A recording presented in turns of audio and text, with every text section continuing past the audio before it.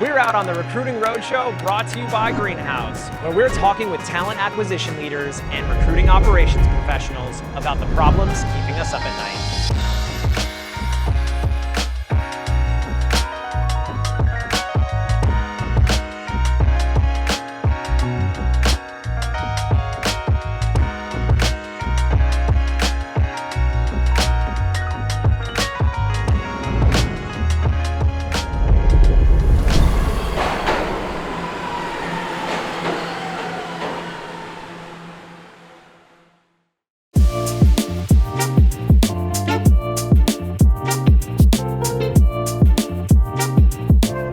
The next guest on the show is Andrew Delabar. Andrew is a talent operations expert, and in this conversation, we talk a little bit about his unique take on data and how the right metrics allow recruiters to become strategic talent advisors. So enjoy this episode with Andrew.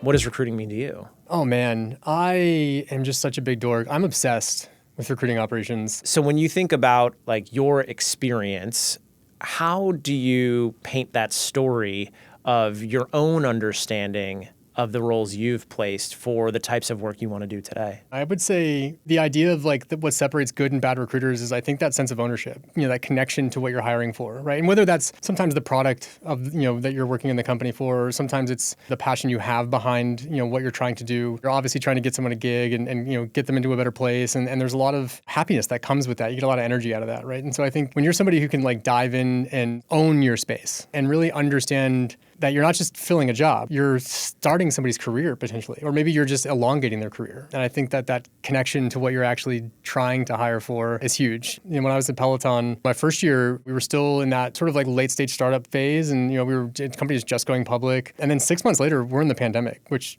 now it's everyone else they don't just want a Peloton bike, they want to work there. And so we're getting all these applications, we're getting this huge spike. And I had just been moved over to oversee field operations recruiting, which is in the same volume recruiting team as retail and member support and inside sales. I remember when I took over field ops, there was this immediate sense of connection. I'm not this white collar someone sitting in this office space in New York. And I just remember feeling this immense sense of responsibility, almost protect and care for it in a different way than I think others might have approached it. So, which was also how I got into operations, was going over to field ops. When I think about the vastness of recruiting and hiring in general, there's no one size fits all way to do it. What are the problems keeping recruiters up tonight right now? There's a lot of pressure to do a lot more with a lot less. There's a lot of pressure to adopt tools they may not fully trust or be confident in. There's a lot of pressure to move faster, but not a lot of pressure to identify the direction of how fast we should be moving. Where are we going? If we're not doing it and our competitors are we at a disadvantage? This underlying theme of just ambiguity and uncertainty. There's a lot of uncertainty from recruiters, I think, about how to use these AI tools, when you're sort of battling with legal and compliance and moving down this new transition into the future and trying to figure what that looks like, while also sometimes looking at those tools and being is this saving me any time, or am I just time shifting? And there's this uncertainty around, am I being measured on the right things? Is my success being measured accurately? The future, I think, is more of an advisory seat. It's more being a talent advisor to the business. And how do you do that when you're still building the plane while you're taking off? You're trying to tie your shoes while you run. And it's so challenging. And so I think recruiters are getting it from all directions. What do you think breaks next? I don't think one thing is sort of breaking, one aspect or one pillar crumbles and the rest of it falls. But I think ambiguity continues to spread. I think uncertainty continues to proliferate across the different teams about, are we doing the right thing? Are we looking at this the right way? I think trust will erode. I think some of the teams that I've talked to are really trying to work on that trust, right? I think we're in a place where, recruiters don't trust the tools, candidates don't trust the process, hiring managers don't trust the quality of the candidates, and everyone's sort of in this standoff. And I think it really is important as a recruiter now to sort of just be trying to navigate this ambiguity in the best way that you can. I know how scary it can be. I know how, it's sort of the unknown, right? And you're throwing yourself into it. But I think the best teams are trying to identify sort of a core operating philosophy that they can all follow. And I think that consistency brings a little bit of cohesion and it brings a little bit of trust. I think you start there and start getting everyone on the same page. One of my favorite things to say is it's not what I know, it's what we know. So when we think about measuring that efficacy and measuring that hard work that recruiters do day in, day out, what are some of the metrics that you think do matter today? Data is the byproduct of the good work already being done. You should be using the data to understand not necessarily where you need to improve, but like where you need to intervene. Why is this not working the way that it typically feels like it should work? One of the questions I typically ask when someone asks me for a report or they ask me for some sort of analysis is, well, do you want interesting or do you want insightful?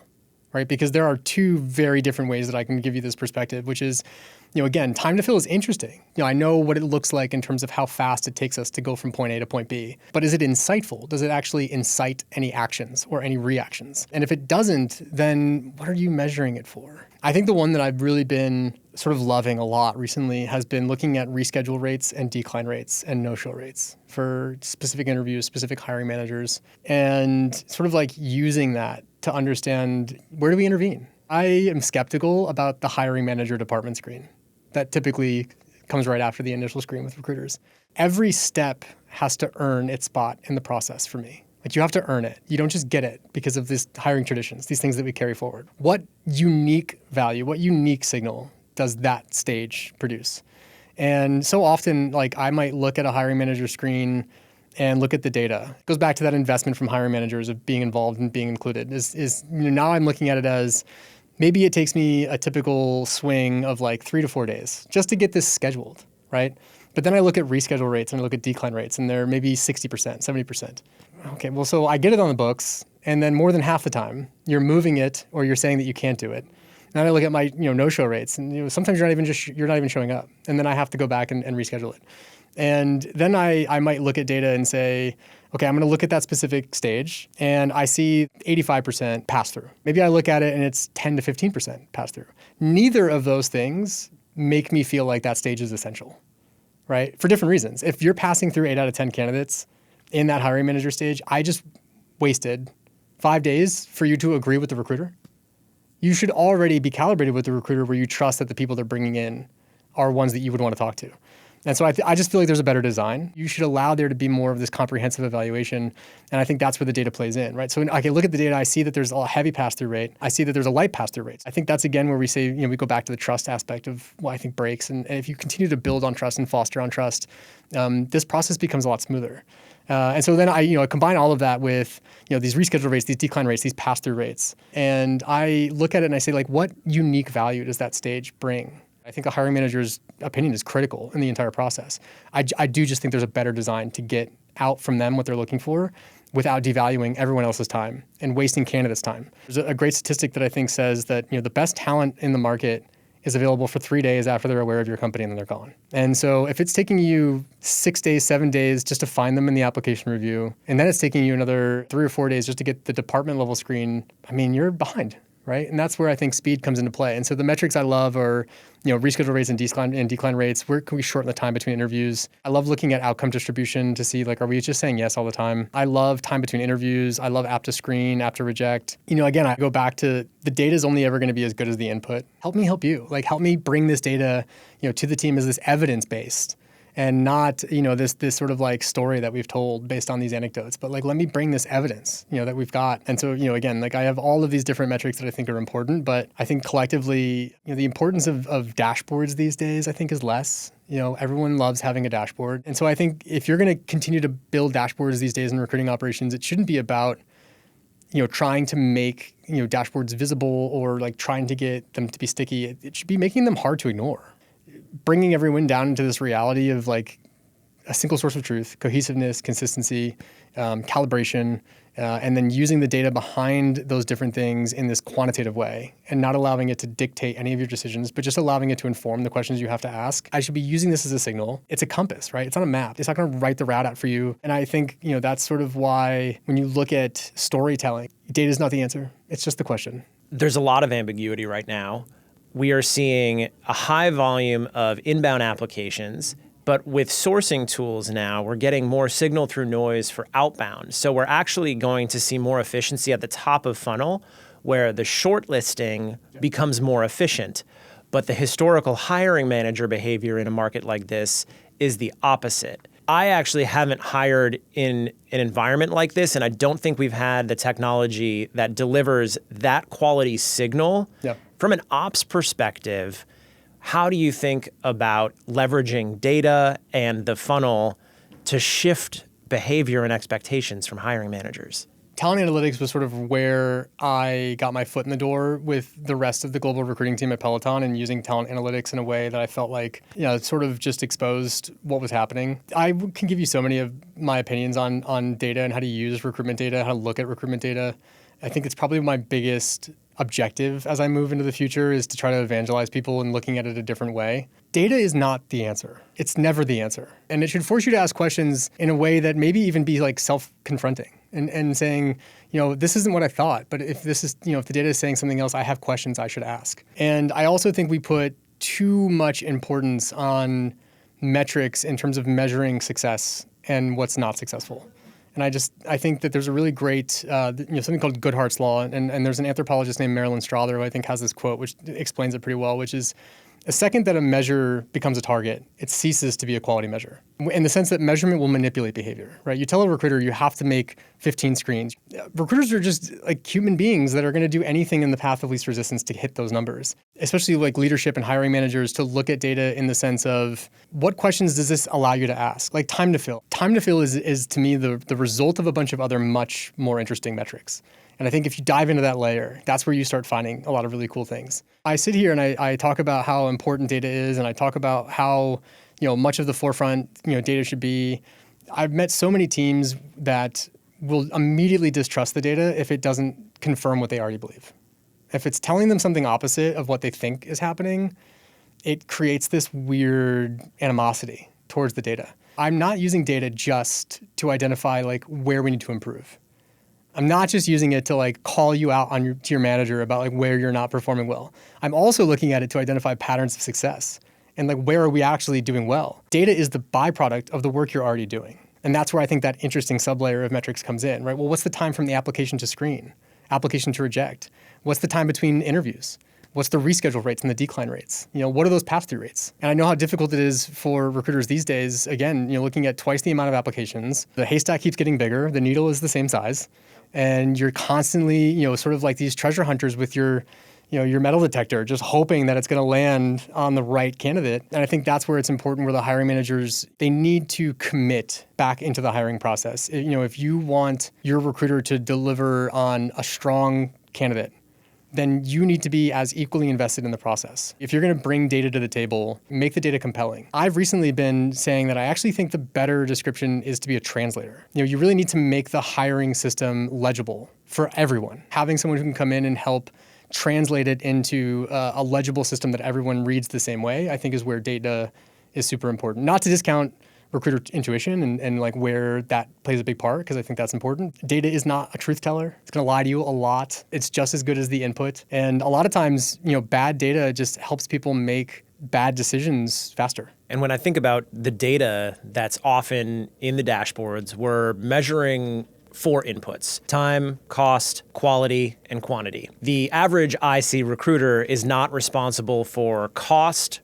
or quantity around hires. So the only 2 variables they have to work with are quality and time. This is why I think we're seeing a rebound in sourcing right now, because it's bypassing the challenge of managing the inbound applications that are going to have maybe a 0.25 or maybe a 0.5 success rate to first round screen. So recruiters are working more recs. They're asked to do the job of 2 recruiters this year. And so they're going to their network and they're moving as fast as they can. Enter sourcing. I love that we're having a sourcing moment. I'm a sourcer. How do you think recruiters can balance speed and quality today? I think a recruiter who's fast and directionless is slow. And I think that's sort of, the big aspect of moving fast is that you have to be moving fast in a direction. Think about it like putting 2, race car drivers on a racetrack. One of them knows the track, knows the corners, knows where to brake, where to accelerate, knows the conditions. And the other person pulls up to the starting line with the only guidance of go fast. Which one is probably going to win that race and which one's going to end up in a wall? When I look at the data and you see that, source candidates, referrals, these are the types of candidates that convert faster. They're typically considered higher quality candidates. I would also make the statement that automation is such a funny word for me these days. And I think so often it's conflated or it's used in the wrong way. And I think maybe the first question I typically ask when it comes to automating anything is like, you can't automate something you haven't standardized. So if there's no standardized steps, automating does not come in and just like magically fix that. AI does not come in and just magically fix that, right? Like, sourcing is really much like a treasure hunt, but where sourcing is seeing a fault, like a fracture. I would rather take my time and make the right hire than rush and make the wrong hire. AI is not this solve-all. I think it's sort of like data. It's the output's only as good as the input. I wrote a playbook about hiring called Championship Hiring, and it likens the idea that you're building winning rosters of talent. You're not just filling jobs. Think about like how, I use basketball a lot, it's my analogy, right? But like, you think about like an NBA team, they've got pipelines, and some they know are higher quality than others that they might prioritize, or they know the person who's sourcing because of that sort of prominent place that you're in as a sourcer where you can network with people and build these relationships, foster this talent, keep them engaged. I think this is where AI actually helps, right? Because, instead of trying to feel like you have to wrangle the organization, like let AI do that part. Let AI remind you to send out a drip campaign. Let AI help you build the content that you put into that. And talent rediscovery is probably my biggest fight right now, which is like we've got all these candidates in the system. Yes. They've shown that they're interested in this company. Some of them have made it far into the process. Some of them are silver medalists. Why are they ghosts when you open a job? Like, why is this not the first place? And if it means that you need to get these candidates organized, that's where I think operations steps in and helps with that. And again, I think that's the advantage that the best teams are going to carry. I would just love to see sourcing continue in that direction because I do think the highest quality candidates are coming from the network, coming from referrals. When you think about balancing human judgment and AI, what's top of mind for you for what needs to stay human? Recruiters are only going to pivot into that talent advisory seat with AI as a catalyst if they understand that if you give all of the sort of robotic things to the robot, you're left with all of the human parts, all of the things that we love about recruitment. No one joins recruitment because they love chasing down scorecard feedback. They join because of exactly what we talked about, that human connection, that ability to feel like you're a part of something bigger than yourself. You're working towards this opportunity and you're bringing along others for the ride. Human judgment will materially outperform technology anytime context changes the signal of something. You're going to always need human judgment in the process, and I think that AI actually sort of extracts all of the boring, mechanical, recurring, robotic stuff, leaving you with all of that amazing advisory opportunity. We go back to data and sort of like recruiter intuition and human judgment. The second for me that you look at data as this way of replacing human judgment, neither of them automatically win, right? I think if the data conflicts with what a recruiter feels, that's the signal.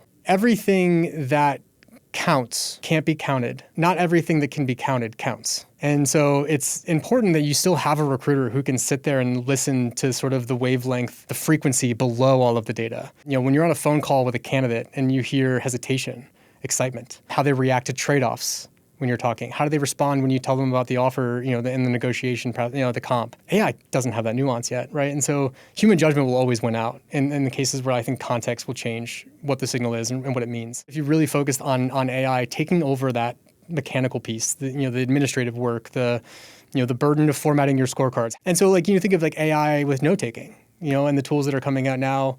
It's like, yeah, that's a great aspect of it where that's where I feel like AI should come in. AI should maybe surface passive candidates that you can look through, but you still have to decide if they're qualified. AI can automatically advance a candidate to the next stage, but you have to be judging whether they're worthy of advancing as a human. Right. So I think that for me is as long as there's an idea as you move forward that the second that automation or AI stops being a support to human judgment and starts being a substitute for it, I think that's where it's like, whoa, we can't do that. AI should support your note-taking. It shouldn't be able to take out the signals from those notes and be able to communicate that and translate that into a scorecard that you then provide to the team. AI can support headcount planning, but it shouldn't decide what people you hire for which of those roles. I think if you're out there today feeling like AI is going to replace you, I can tell you that what it looks like now, you should be using it as almost like you have this assistant that's with you all day and can work in the background now with agentic, MCP stuff. And looking at it as a tool is going to be your best option, and not looking at it as a replacement, looking at it as an augmentation and enhancement of what you're doing. Human judgment will always material outperform when it comes to the context that influences the signals that you're actually seeing in the market.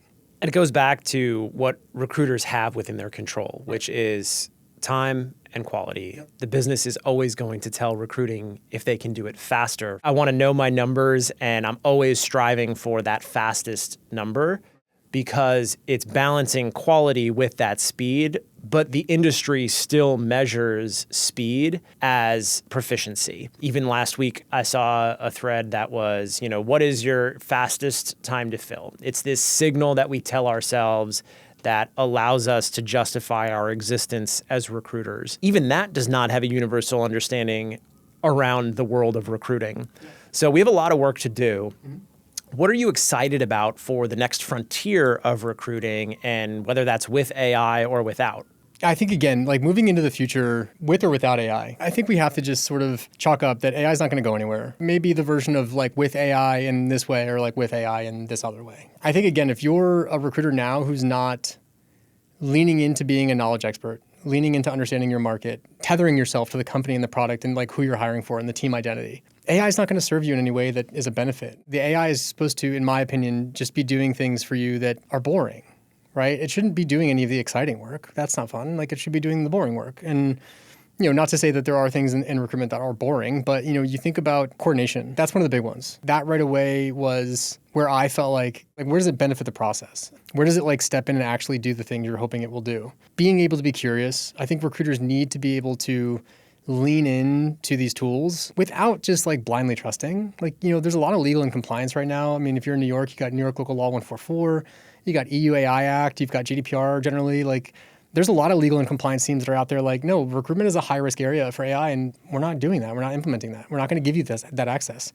And so now recruiters are sort of faced with, well, am I at a disadvantage if I'm not using the same tools, right, that my other competitors are or other recruiters are? And I would say that AI is not the secret sauce. AI is not going out and finding the right candidate. You are still just as capable of going out and finding the right people and the right talent. And you're just as capable of evaluating them in the right way, even maybe better than how AI would do it, right? Again, the soft skills, the human stuff, right? Like you're still going to have to be the expert there. You're never going to be treated as a talent advisor if you don't start acting like one. And you're not going to start acting like one until you start feeling confident that you know what you're talking about. So all the things that you think worked up until this moment doesn't mean that's going to work for you as a recruiter as you now move into this next phase. Everyone's trying to revolutionize recruitment. There's no secret. Nothing's going to come in and unlock recruitment for everybody and solve it. That's not how it works. Everyone wants recruitment to be jazz. It's rock and roll, man. It's heavy metal. It's got outliers and it's got urgency and it's got organization. It's got all of these different things. If you look at jazz and you look at metal or heavy metal, they still have this core musical theory, the rhythm behind it. And the result of it is just that output. And there's a combination where the musical theory is something that as long as the recruiter can understand the underlying theory, then the sound shouldn't be distracting. It could be easy listening, it could be death metal, but you understand the layers of the rhythm, the beats below it. And I think if you're there in that layer and you're really leaning into understanding that part of it, it's no secret what candidates want. Another thing that I hate is candidate surveys, right? They want quicker feedback loops. They want to be acknowledged faster. They want fair feedback. There's no secret. Again, we know that the best recruitment teams are the ones who are fostering talent in a way that building this like talent pool and this talent community of strong, high potential candidates they can always reach out to and keep in touch with. If you think that AI not being a part of your tech stack is a disadvantage, I would say that there are teams out there who are using AI to make bad decisions faster. So as long as you're concentrated on making good decisions, smart decisions, efficient decisions, AI is not going to make that better or worse for you in comparison to the teams that are just using it to do bad things quicker. The recruiters now who want to be talent advisors don't want to just be role fillers. They want to be someone who's trusted. They want to be seen as the expert in the room, and they're acting like it. They're telling hiring managers no. Hey, I would rather you not hire this person and regret it. I don't want soft yes hires. I don't want one more interview. That's not going to help. There's a great PhD researcher at Google that said that you can make a confident hire at 86% confidence after 4 interviews. And every subsequent interview afterwards is 1% of confidence. I'm an operator, and so I'm a big dork, and I'm a big nerd, and I love all that. And I'm going to look at that data, and I'm going to bring up those studies. But as a recruiter who's drowning under 12 recs every, one rec closes, you got another rec on deck, right? Like that person who's leaning into understanding their market, leaning into actually being the expert and acting like it, bringing up these statistics, talking about the ways to evaluate candidates, pushing back on hiring managers in the appropriate way, building the trust with the business. They're actually building talent as a competitive advantage for your business. Again, people are what build your products. What your company is a sum of parts, and those parts are people. And if you're not looking at that as everything should be about finding the best talent, and if you're a recruiter who's leaning into understanding the strategies around that, you're going to win whether you've got AI or not. And so I think AI is going to be around. It's not going anywhere. And so I think, you should be preparing for it if you're not using it now. I don't think it's ever, again, going to replace the real beauty of recruitment, the real art behind it, which is, understanding motivations and the nuance and this empathetic conduit we have with other people that allows us to know whether it's the right decision or the wrong decision. AI doesn't have that. When this is all said and done, why will recruiting have been enough for you? I was inside of this machine at Peloton. Everyone was excited about the product and the mission. And then, of course, the pandemic, which we weren't excited about. But on the same sort of like weird paradoxical way of like, we were super pumped because now like our business was shooting through the stratosphere. People are what build this business. People are what build this product. A small group of A players will just run circles around the largest group of B and C players. And I just became fascinated with this idea. Every business, and there are so many, right? There are so many cool companies. There are so many great ideas. It's all people. It's easy to anthropomorphize a company and make it a single entity. But like, no, it's people. People are brilliant. Being objectively outside of it all and looking at it like this big puzzle. How satisfying is it when you put the last piece of a puzzle down? And I think that's the same with like when you look at recruitment and then you look at the success of a business. Any good recruitment team is able to tether the success of their business to the people they hired, and the business is tethering their success to the people that were hired. And I think recruiters should be feeling a lot more value out of that. At Peloton, there was this really cool product announcement, and there was all these members of the product team that were, I think we were announcing the new rower back then. And there was these spotlights on all of the people who had built the rower, right? Engineering and product. I was in a meeting with all of our recruiters, and I pulled up the spotlights, and I said, who hired this person? Recruiter raised their hand. I said, who hired this person? Raised their hand. And I was like, you're just as responsible for the launch of this product. And if you don't feel that, then what is it that this is doing for you, right? Why are you doing this? Because that's why I'm doing it. I'm doing it because the people that get to now spotlight themselves, showcase their talents, use it for potentially the benefit of the greater good. You were a part of that. And even if you just touched it as it passed you by, or if you carried it the whole way through, the weight of that value should feel the same. And so I think that's what I'll look back on is I'll remember that every business I was a part of, every company I was a part of, I was there and I was a part of this and I helped build it. And I think when I look back on it all, that'll be the brightest light of all of it was that I was here. I was a part of it. Here's a look at the next episode of the Recruiting Roadshow, brought to you by Greenhouse.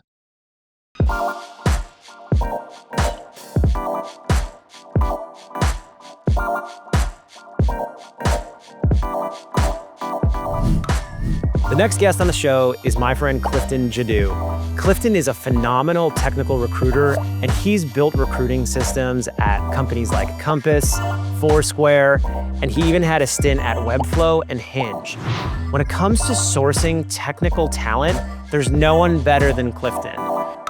AI is a tool, it is not a strategy. Recruiting is a relationship base. AI could help with the candidate experience, but it doesn't replace the human in the loop. No AI can replace community.